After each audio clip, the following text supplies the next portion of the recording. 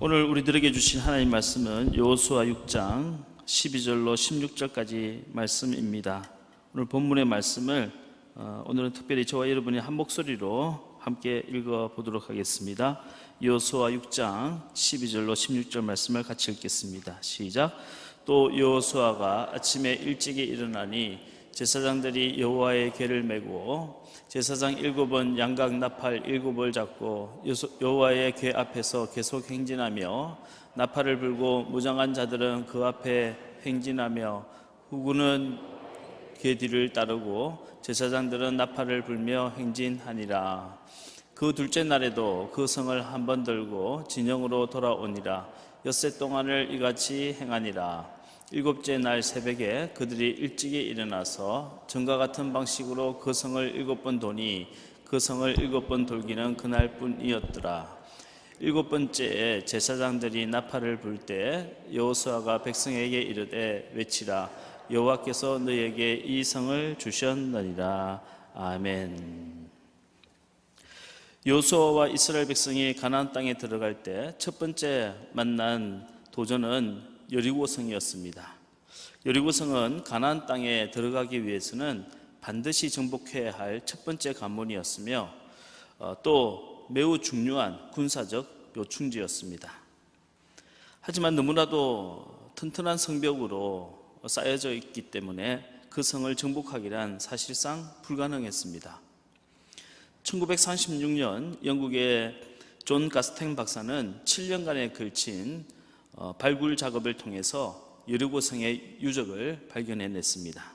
여리고성은 현대 고고학에 의해 발견된 전 지구상에서 가장 오래된 성읍이며 이중의 성벽으로 되어 있어 함락이 거의 불가능한 그런 철옹성이었습니다. 낮은 곳에 돌로 먼저 단단한 옹벽을 세우고 그 안쪽에 높은 곳까지 성벽을 쌓아 올린 이중벽의 구조물입니다. 두께가 5m가 되는 높은 돌벽이 이중으로 쌓여져 있어서 적군이 외부에서 공성태로 공격한다 할지라도 그 성벽을 무너뜨리고 성 안에 진입한다는 것은 거의 불가능한 일이었습니다. 몇 년 전에 이스라엘의 성지순례를 갔을 때 이 여리고를 방문한 적이 있었는데요. 여리고는 이스라엘에서 오아시스가 가장 많고 또 풍성한 과일이 가장 많이 자라나는 곳입니다. 그 옛날 가나안 사람들이 왜 유독 이 여리고 성만을 튼튼하게 지어서 방어를 했는지 그 이유를 가늠할 수가 있었습니다. 여호수아는 모압 땅에서 모세가 죽은 이후에 새로운 지도자가 되었습니다. 이제 여호수아는 백성들을 이끌고 가나안 땅에 들어가 그 옛날 하나님께서 아브라함에게 약속하셨던 나라, 즉 하늘의 무별들보다 더 창대하며 이 땅의 모든 족속들이 너로 말미암아 복을 받게 되리라 하셨던 바로 그 나라를 세워야만 했습니다. 하지만 가나안 땅에 들어가자마자 여리고성이 떡하니 버티고 서 있는 겁니다. 여리고성은 가나안의 주인이 되기 위해서는 반드시 정복해야만 하는 도전이었습니다. 하지만 넘어서기에는 너무나도 버겁고 힘든 시험과 도전이 아닐 수가 없었습니다. 우리에게도 여리고성과 같은 시험과 도전이 있습니다. 아무리 노력해도 극복하기가 힘든 그런 영적인 난제가 있는 거죠. 예컨대 오랫동안 끊지 못한 죄가 있습니다. 죄가 나인지 내가 죄인지 구별조차 하기 힘들 정도로 마치 내 몸의 일부분과 같이 되어버린 인이 박혀버린 죄의 습관이 있습니다. 기도하고 금식해도 안 되고 울어도 못하고 눈물만이 흘려도 안 되는 그런 오래되고 고착화되어 버린 죄는 마치 여리고성과 같이 무너지기 힘든 철옹성과 같은 것입니다. 또 누군가로부터 받은 깊은 상처도 영적인 여리고성입니다. 잊으려고 해도 아무리 노력해도 잊혀지지 않고 이해하고 용서하려고 노력하지만 이미 마음에 상처가 깊고 가슴에 구멍이 나서 도무지 채워지지 않고 고쳐지지 않는 겁니다. 과거의 실패의 경험도 영적인 여리고성이 될 수 있습니다. 실패는 트라우마가 되어서 극복하기가 힘들고 또다시 비슷한 상황이 찾아오면 우리는 나도 모르게 움츠려들고 도망치게 되는 겁니다. 한번 틀어져 버린 인간관계도 영적인 여리고성과 같습니다. 오해를 풀고 관계를 회복하고 싶지만 이상하게도 노력하면 노력할수록 계속해서 엇박자가 생기고 그리고 오해와 불신의 골만 깊어지게 되는 겁니다. 이 모든 문제가 여리고성처럼 정복하기 힘든 문제입니다. 내 노력과 내 능력으로는 아무리 힘써도 이겨낼 수가 없는 문제들이지요. 그런데 오늘 본문인 여호수아 6장에서 하나님은 여리고성을 정복할 수 있는 영적인 비결을 가르쳐 주었습니다. 오늘 저와 여러분도 이 말씀을 잘 깊이 묵상하며 혹시 우리가 영적인 여리고성과 같은 문제를 만났다 할지라도 이 말씀의 지혜로 잘 극복해 나가고 이겨나가시는 시간이 되기를 바랍니다. 첫 번째, 이기고 지는 것보다 중요한 것은 하나가 되는 것입니다. 하나님은 이스라엘 백성에게 7일 동안 여리고성을 주위를 행진하며 돌라고 말씀하셨어요. 처음 6일 동안에는 매일 한 바퀴씩 돌되 침묵하라고 하셨고 마지막 7일째 되는 날에는 7바퀴를 도는데 마지막 7바퀴째에 나팔을 크게 울리고 온 백성이 큰 함성을 지르라고 하셨습니다. 그리하면 하나님께서 친히 이 여리고성을 무너뜨려 주시겠다고 말씀하셨어요. 자, 오늘 본문 여호수아 6장 2절로 5절 말씀을 우리 다시 한번 말씀의 의미를 생각하며 읽어보도록 하겠습니다. 시작. 여호와께서 여호수아에게 이르시되 보라 내가 여리고와 그 왕과 용사들을 네 손에 넘겨주었으니 너희 모든 군사는 그 성을 둘러 성 주위를 매일 한 번씩 돌되 엿새 동안을 그리하라. 제사장 7은 7 양각 나팔을 잡고 언약궤 앞에서 나아갈 것이요 7째 날에는 그 성을 7번 돌며 그 제사장들은 나팔을 불 것이며 제사장들이 양각 나팔을 길게 불어 그 나팔 소리가 너희에게 들릴 때에는 백성은 다 큰 소리로 외쳐 부를 것이라. 그리하면 그 성벽이 무너져 내리리니 백성은 각기 앞으로 올라갈지니라 하시매. 여러분 어떻습니까? 마치 오케스트라의 연주와 비슷하지 않습니까? 처음에는 피아노 심호로 아주 들릴 듯 말 듯 작게 연주하다가 클라이막스가 되면 포르테로 몰아치듯이 그렇게 큰 소리로 나팔을 부르고 그리고 모든 백성이 큰 소리로 외쳐 함성을 지른 겁니다. 만약 여러분들께 이 시간 철옹성과 같은 여리고성을 어떻게 함락하면 좋겠습니까? 각자 방법과 의견을 내어보십시오 라고 여쭤본다면 아마 여기 100명이면 100가지 의견이 나올 겁니다. 어떤 분은 공성태로 성벽을 무너뜨려 보자고 주장할 것이고 또 어떤 분은 먼저 첩자를 성 안에 보내어서 가짜뉴스를 퍼뜨리고 주민들의 여론을 분열시켜 보자고 말할 겁니다. 또 어떤 분은 성을 고립시켜서 아무도 출입하지 못하도록 하자고 말할 수도 있고요. 또 어떤 분은 아무리 봐도 여리고성은 정복하기 힘드니 다른 루트를 통해서 가나안에 들어가는 것이 어떠냐고 제안할 수도 있습니다. 그런데 하나님은 가장 비합리적이고 가장 비상식적인 방법으로 정복하라고 말씀하셨어요. 마치 오케스트라와 합창단의 합주와 같은 방법으로 온 백성들이 한 목소리로 크게 외치고 나팔을 불며 여리고성을 무너뜨리라고 말씀하신 겁니다. 그런데 이스라엘 백성들이 그 말씀을 순종해서 먼저 나팔을 부는 제사장이 7제사장이 앞서가고 그 뒤를 언약궤를 맨 제사장이 따라가고 그 뒤에 무장한 군인들이 따라가고 그 뒤를 백성들이 따라가며 행렬을 지어 프레이드를 하며 나팔을 부르고 큰 함성을 지를 때 철옹성과 같았던 여리고성이 와르르 무너지는 놀라운 기적이 일어난 것입니다. 그런데 여러분, 이 여리고성을 정복한 다음에 얼마 후 아이성을 공략할 때에는 이스라엘이 맥없이 패배하고 말았어요. 아이성은 여리고성에 비하면 너무나도 작고 약한 성이었습니다. 여리고성을 정복한 여호수아는 이까지 아이성쯤이야 식은 죽먹기지라고 생각하고 온 백성을 다 보낼 것이 아니라 군사 3,000명만 보내도 너끈히 이길 수 있다고 생각했습니다. 그런데 아이성 전투에서 이스라엘은 크게 패배하고 말았습니다. 여러분, 철옹성과 같은 여리고성은 화살 하나 쏘지 않고도 크게 승리했는데 약하디 약한 아이성에서는 왜 패배했을까요? 그 이유는 이스라엘 백성이 분열되었기 때문입니다. 그리고 그 중심에는 아간이라고 하는 사람이 있었어요.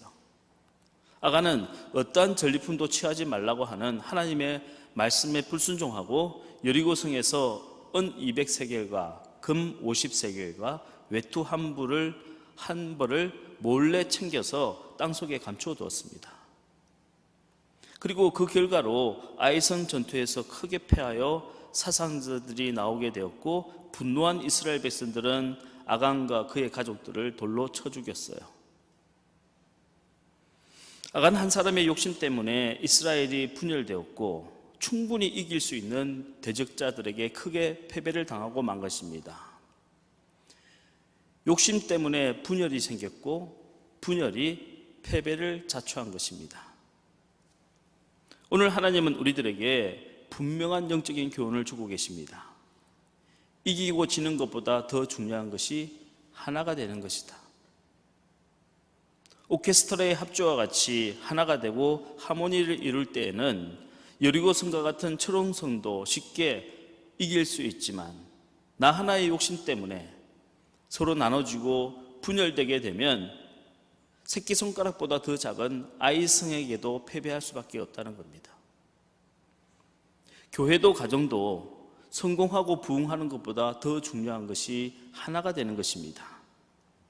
하나가 되지 못하면 가정이 잘 되고 성공한다 할지라도 그것은 상처뿐인 성공인 것입니다. 교회가 부흥을 한다 할지라도 그건 상처뿐인 부흥인 것입니다. 여러분, 저라고 왜 성공하고 싶은 마음이 없겠습니까? 저라고 왜 우리 교회가 크게 부흥되기를 바라지 않겠습니까? 그런데 성공과 부흥이란 것이, 또 출세와 유명세라는 것에 그 이면에 감추어진 상처를 지금까지 너무나도 많이 보아왔기 때문에 이제는 성공보다도 부흥보다도 우리가 하나가 되는 것이 더욱더 중요한 것입니다.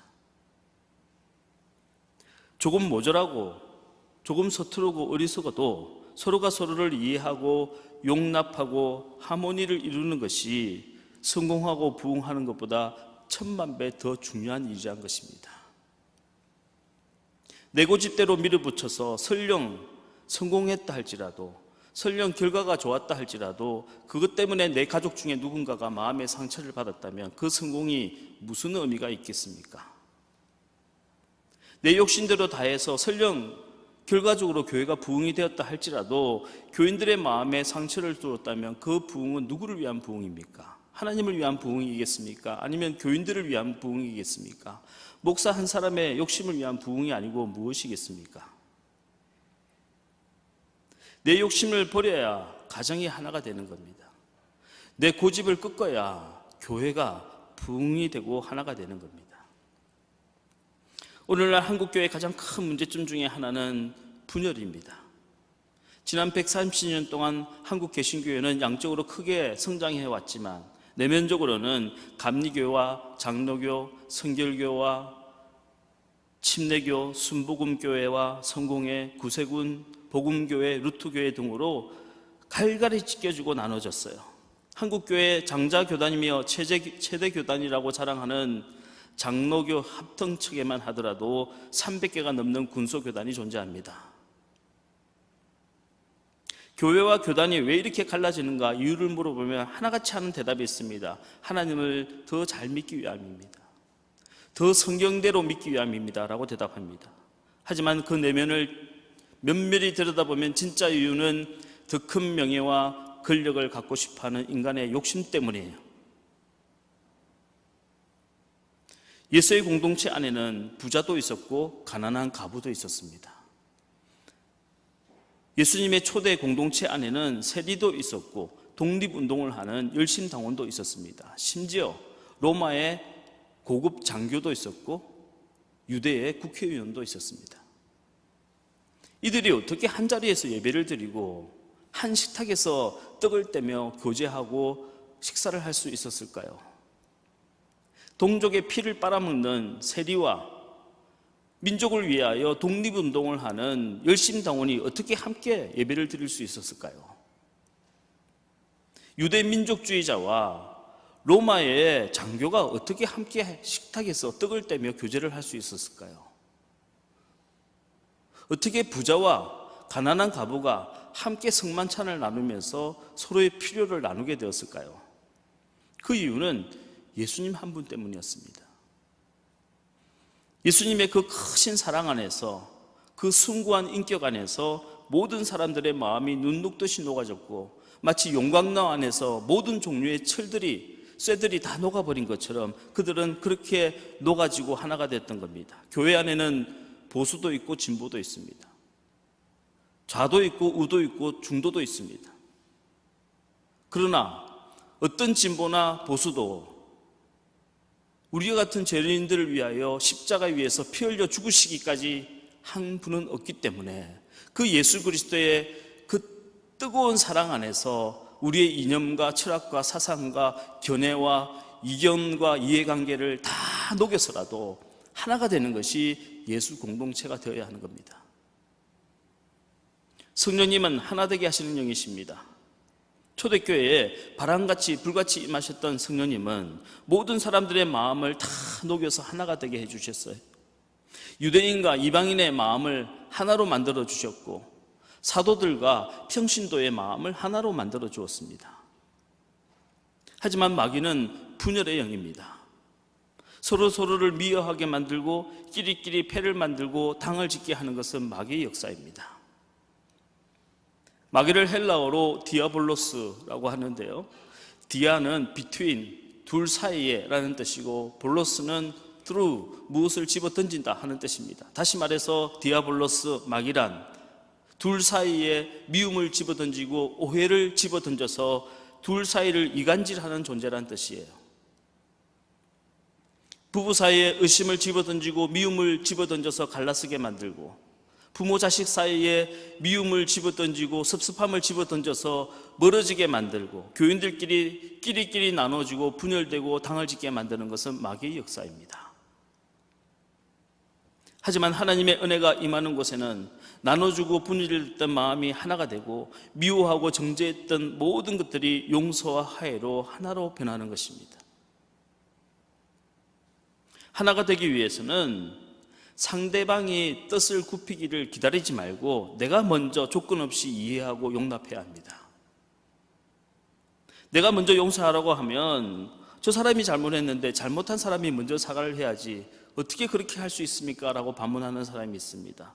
하지만 여러분, 잘못한 사람은 자기가 잘못한 걸 몰라요. 원래 사람들은 다른 사람의 잘못은 기가 막히게 잘 알지만 자기가 잘못하고 있을 때는 자기가 잘못하고 있다는 것을 아무도 모릅니다. 그렇기 때문에 그 사람이 먼저 잘못을 되돌리고 사과하기를 바란다는 것은 사실은 그 사람을 용서하기 싫다는 말이요, 하나 되기 싫다는 의미입니다. 그래서 예수님은 믿는 자가 먼저 조건 없이 용서하라고 말씀하신 겁니다. 70번씩 7번이라고 용서하라고 말씀하셨어요. 남편이 용서를 빌고 나에게 잘해줘야 그때 내가 용서할 수 있습니다 라고 하시는 분은 죽을 때까지 용서하지 않겠다는 뜻이에요. 우리 가정이 천국이 되기 위해서는 내가 먼저 용서의 십자가를 져야 합니다. 누군가가 먼저 십자가를 져야 해요. 그리스도인이 어떻게 살아야 하는지 성경은 분명히 말씀하고 있습니다. 에베소서 4장 2절로 3절 말씀을 같이 읽겠습니다. 시작. 모든 겸손과 온유로 하고 오래 참음으로 사랑 가운데서 서로 용납하고 평안에 매는 줄로 성령이 하나 되게 하신 것을 힘써 지키라. 겸손과 온유로, 또 인내와 사랑으로, 용서와 평안으로 성령이 하나 되게 하신 것을 힘써 지키라 라고 말씀하셨어요. 이것이 하나님을 잘 믿는 겁니다. 여러분, 결과가 좋은 것보다 하나가 되는 것이 더 소중합니다. 이기고 지는 것보다 더 중요한 것이 하나가 되는 겁니다. 두 번째, 원수를 멸하는 것보다 더 중요한 것은 내 죄를 끊는 것입니다. 여호수아서 5장 2절로 3절 말씀을 같이 읽겠습니다. 시작. 그때 여호와께서 여호수아에게 이르시되 너는 부싯돌로 칼을 만들어 이스라엘 자손들에게 다시 할례를 행하라 하시매 여호수아가 부싯돌로 칼을 만들어 할례산에서 이스라엘 자손들에게 할례를 행하니라. 이스라엘 백성들이 요단강을 건너가 이제 여리고성을 정복하기 전에 길갈이라고 하는 곳에서 진을 치고 있었어요. 그런데 하나님은 여리고성을 정복하기 전에 이 길갈에 있는 이스라엘 백성들에게 먼저 할례를 행하라고 명령하셨습니다. 할례란 남자의 생식기에 포피를 잘라내는 겁니다. 상식적으로 생각할 때 전쟁을 앞둔 남자들에게 할례를 행하라는 것은 이건 말도 되지 않는 이야기예요. 할례를 받으면 제대로 걷기도 힘들어지는데 왜 굳이 여리고성 정복 전쟁을 코앞에 두고 하나님은 이스라엘 백성들에게 할례를 행하라고 명령하신 걸까요? 할례의 영적인 의미는 생식의 포피를 잘라내듯이 내 죄를 잘라내는 겁니다. 아브라함은 하나님의 약속을 믿지 못하고 인간적인 방법, 지극히 육신적인 방법으로 몸종이었던 하갈과 동침해서 이스마엘을 낳았습니다. 그런데 이 일이 있은 후에 하나님은 무려 13년 동안이나 아브라함에게 침묵하셨어요. 창세기 16장의 마지막 절인 16절과 바로 그 다음 17장 1절 사이에는 무려 13년이라고 하는 긴 침묵의 시간이 있습니다. 우리가 오랫동안 은혜를 받지 못하고 말씀을 들어도 내 마음에 감동이 생기지 않는 이유는 하나님과 우리 사이에 가로막힌 죄가 있기 때문입니다.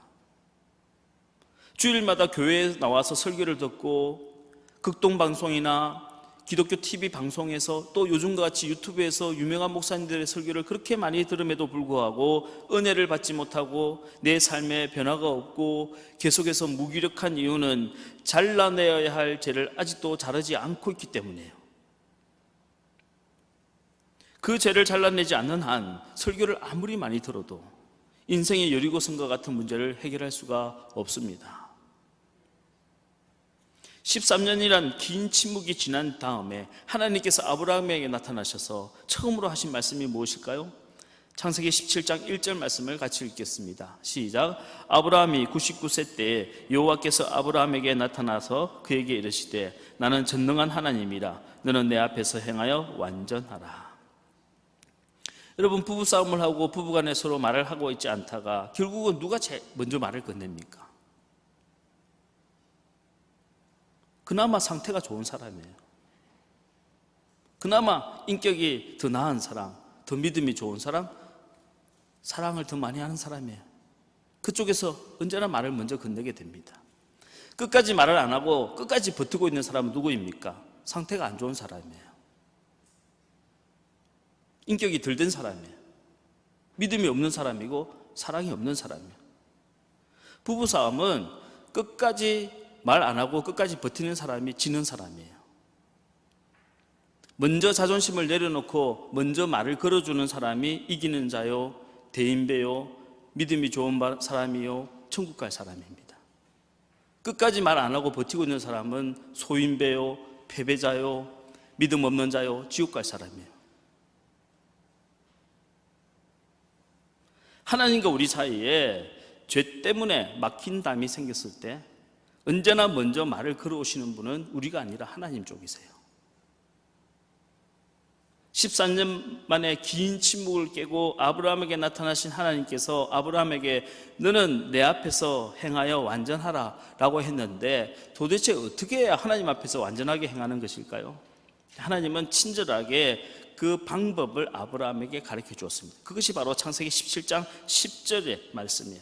10절과 11절 말씀을 같이 읽겠습니다. 시작.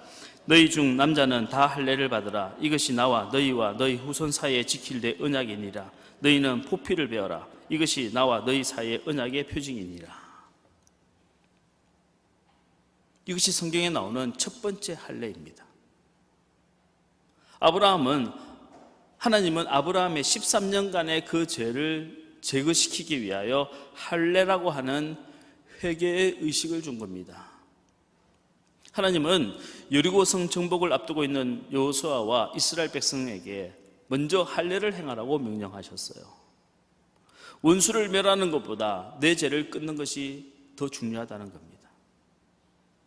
대적자를 이기는 것보다 더 중요한 것이 내 죄를 회개하는 것입니다. 외부에 있는 적을 이기는 것보다 더 중요한 것이 내 안에 있는 죄를 이기는 거예요. 그것이 이기고 지는 것보다 더 중요한 것입니다. 회개란 단순히 잘못한 것을 후회하거나 앞으로 잘해야지 하고 결심하는 것을 뜻하지 않습니다. 회개란 포피를 잘라내듯이 가장 예민한 내 살점을 칼로 잘라내듯이 피 흘리기까지 하는 고통을 동반하는 거예요. 많은 사람들이 후회만 하다가 말고 회개를 하지 못하는 이유가 무엇일까요? 피 흘리기까지 희생을 하지 않기 때문입니다. 사도 바울은 회개의 실패에 대해서 우리에게 아주 정확하게 지적하고 있어요. 히브리서 12장 4절 말씀을 같이 읽겠습니다. 시작. 너희가 죄와 싸우되 아직 피 흘리기까지는 대항하지 않았고, 내가 죄를 이겨야지라고 생각하고 죄와 싸우고 있지만 피 흘리는 제사가 없다는 거예요. 그러니 회개가 안 된다는 겁니다. 마음으로만 후회하고 말로만 결심을 하는 것은 회개가 아니에요. 그것으로는 회개가 되지 않습니다.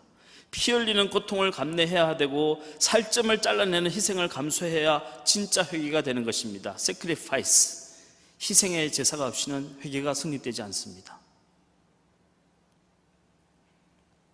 여러 번 시도를 했는데도 불구하고 실패를 해서 이제는 회개할 엄두조차 내지 못한다고 말하는 분도 계십니다. 여러분, 회개가 완전히 성공하려면 하나님과의 교제에서 얻는 기쁨이 죄의 쾌락보다 더 커져야 합니다. 여러분이 여러 번 회개했음에도 불구하고 실패하셨다면 신앙생활에서 얻는 기쁨보다 아직도 죄에게서 얻는 쾌락이 더 크기 때문이에요. 예수님은 시험에 들지 않게 깨어서 기도하라 라고 말씀하셨습니다. 신앙생활 하다가 시험에 들면 믿음 생활의 기쁨이 사라져. 죄는 그 틈을 비집고 들어와서 다른 종류의 기쁨을 줍니다. 그런데 죄가 주는 기쁨은 처음에는 쾌락이지만 시간이 지나면서 부담으로 바뀌게 되고 나중에는 고통으로 변질됩니다. 우리는 죄가 주는 일시적인 쾌락에 빠지지 않도록 늘 깨어 기도해야 합니다. 하나님과의 영적인 교제를 통해서 얻는 기쁨이 죄가 주고 있는 쾌락보다 더 크실 수 있도록 말씀과 기도의 분량과 시간을 늘려나가셔야 돼요. 말씀을 통해서 얻는 그 샘물과 같은 기쁨이 더 커질 수 있도록 기도를 통해서 얻는 내 마음의 평강이 죄 짓는 데서 얻는 쾌락보다 더 커질 수 있도록 기도하셔야 됩니다. 잠깐 성경을 보다가 덮어버리고 잠깐 기도하다가 일어서 버리면 그 깊은 샘물을 얻을 수가 없어요. 결국 죄의 쾌락이 더 커질 수밖에 없는 겁니다. 세상에 대하여 이기고 지는 것보다 더 중요한 것이 내 안의 죄를 이기는 겁니다. 세 번째, 급한 일일수록 기도보다 앞서서는 안 됩니다. 여호수아와 이스라엘 백성들이 요단강을 건너려고 할 때 하나님은 요단강을 건너기 전에 3일 동안 머물며 기다리라고 하셨어요. 여호수아 3장 1절로 3절 말씀을 같이 한번 읽겠습니다. 시작. 또 여호수아가 아침에 일찍 일어나서 그와 모든 이스라엘 자손들과 더불어 시딤에서 떠나 요단에 이르러 건너가기 전에 거기서 유숙하니라. 사흘 후에 관리들이 진중으로 두루다니며 백성에게 명령하여 이르되 너희는 레위 사람 제사장들이 너희 하나님 여호와의 언약궤 매는 것을 보거든 너희가 있는 곳을 떠나 그 뒤를 따르라. 지금 요단강물을 건너려고 요단 앞에 서서요. 요단강물은 추수 때가 되어서 매일 조금씩 불어나고 있습니다. 한시라도 빨리 건너는 것이 유익이에요. 그런데 하나님은 사흘 동안 유숙하며 스탑, 멈춰 있으라고 말씀하셨습니다. 여호수아와 이스라엘 백성들이 여리고성을 정복할 때도 마찬가지였어요. 하나님은 엿새 동안 여리고성을 돌 때 아무 말도 하지 못하고 침묵하라고 하셨습니다. 그리고 마지막 일곱째 날 큰 함성을 지르라고 하셨어요.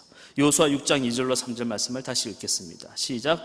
여호와께서 여호수아에게 이르시되 보라 내가 여리고와 그 왕과 용사들을 내 손에 넘겨주었으니 너희 모든 군사는 그 성을 둘러 성 주위를 매일 한 바퀴씩 돌되 엿새 동안을 그리하라. 이스라엘 백성들은 엿새 동안 침묵하면서 기다렸어요.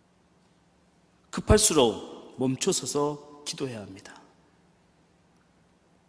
하나님 없이 즐겁고 하나님 없이 분주하고 하나님 없이 일이 잘 되었다면 결국 그것은 실패로 끝납니다.